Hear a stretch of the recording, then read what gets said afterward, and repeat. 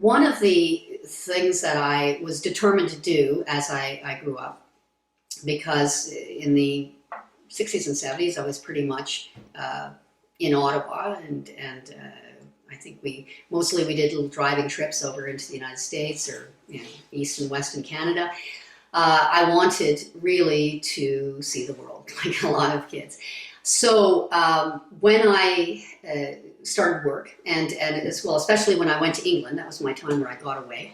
I started to do the Lonely Planet style of travel, where you just take a knapsack, and in those days, I think it was $1 a day. The books that they produce, and now it's of course much more, so they don't even have it as a dollar figure.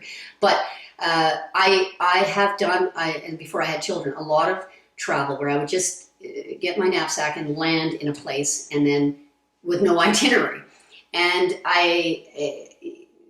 many people thought I was crazy, my parents included at some point, because for example, 1988, I used my Aeroplan points to get a flight to Mumbai, then called Bombay, and just got off, and then worked my way up India, into Pakistan, into Islamabad, and then a bus up the Karakoram Highway over the Himalayas, through the Swat Valley, right into a militarized territory, which of course is you can't even go near it right now, and into China. This was before Tiananmen, so it was fantastic. And so I did this periodically. I did the same kind of travel to Israel and Egypt just during the Lebanese war, actually. I was on one of the first buses that went over from Tel Aviv into Cairo, and bomb scares. And I guess in those days, I didn't have kids, so I didn't worry about things. I always figured you live every day like it's your last. And my family was always somewhat concerned.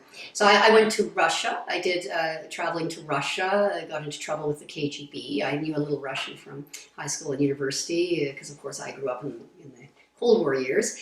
And I count these as my, just as much as my education, I guess, as my formal education.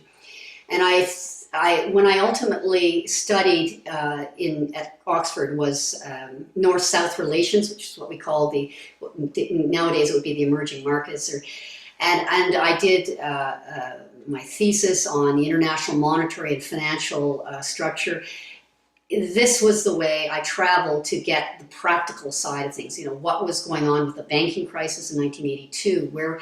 So I do believe, and I've tried to instill this love of travel, or at least inquisitiveness, with my kids. Of course, I will always hope that the world stays stable enough that kids will still, and young people can still be able to do this, where you can just get off the airplane and see the world, and to help out. And I believe that's exactly where we're heading in this incredibly integrated, globalized, instant communications world that we live in.